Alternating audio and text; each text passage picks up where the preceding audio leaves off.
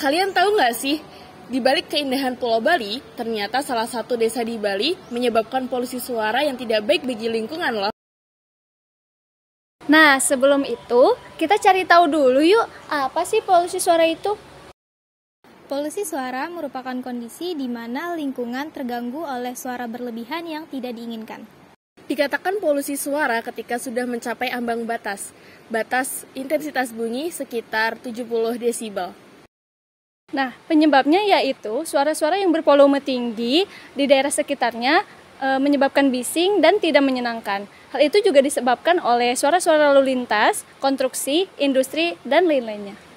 Polusi suara dapat menyebabkan pencemaran lingkungan dan gangguan kesehatan seperti gangguan pendengaran, gangguan tidur, gangguan hormon, penyakit kardiovaskular, gangguan mental, serta gangguan kognitif.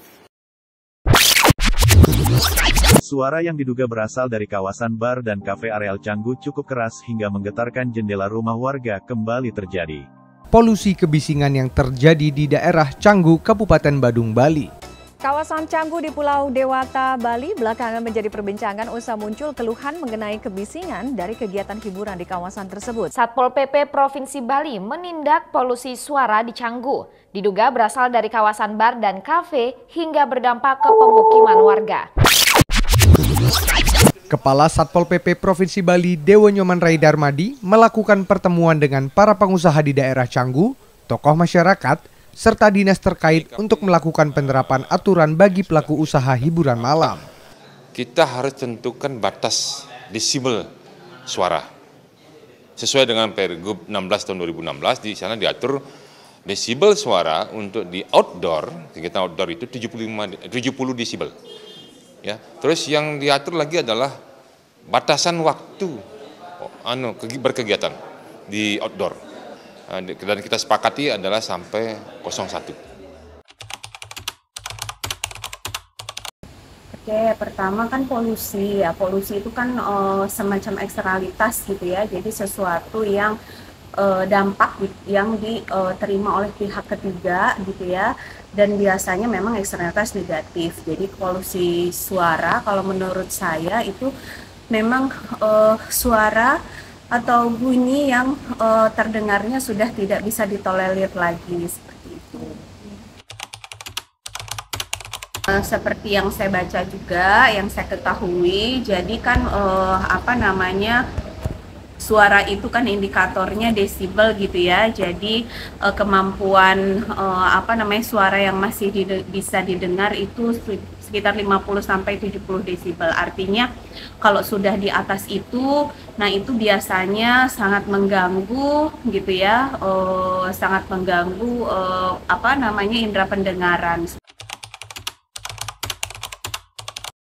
Oke, nah itu kan dari aktivitas bersenang-senang ya gitu, tapi kan ada dampak yang dirasakan oleh orang lain tuh kebisingan. Jadi memang jelas kalau dampaknya pasti mungkin kita juga pernah merasakan ya, jangankan di Canggu, mungkin di daerah kita juga suka ada hiburan tuh sampai tengah malam.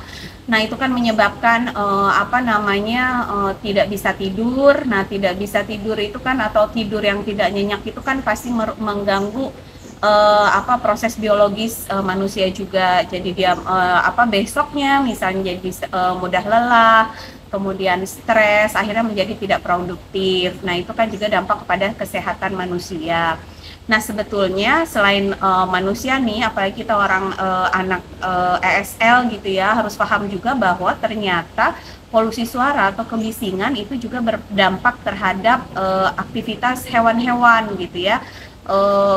Misalnya nih hewan-hewan ada yang yang terganggu gitu ya siklus hidupnya kalau mendengar kebisingan, seperti serangga, burung, kelelawar itu. Jadi aktivitas misalnya menarik pasangan, kemudian juga berkomunikasi, untuk navigasi mereka itu juga terganggu kalau mereka sering mendengar suara-suara bising gitu. Jadi tugas kita ya sebetulnya tidak hanya pemerintah ya, tapi tugas kita bagaimana menjaga lingkungan itu terhindar dari suara bising, atau paling tidak ada kampanye-kampanye lah gitu ya, misalnya yang dilakukan di pusat-pusat aktivitas tadi gitu. Misalnya contohnya di daerah tersebut misalnya tidak di tempat pemukiman yang ramai misalnya gitu ya, tidak dekat dengan permukiman atau tidak dekat juga dengan lingkungan yang biodiversity-nya sangat tinggi gitu kan ya. Jadi hal-hal seperti itu mungkin yang bisa dicanangkan dan kita juga harus mengkampanyekan itu gitu. Artinya kadang kan kita sadar ini penting ya, maksudnya karena yang kita tahu biasanya polusi itu polusi udara, polusi air gitu ya, polusi lingkungan itu, tapi ternyata kebisingan juga bisa menjadi salah satu polusi yang mengganggu hidup makhluk hidup gitu ya. Jadi itu mungkin.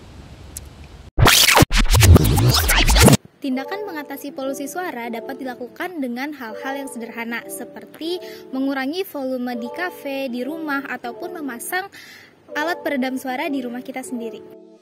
Dengan melakukan hal tersebut, maka kita sudah menciptakan kenyamanan dan keamanan di lingkungan publik. Karena dari kita untuk kita.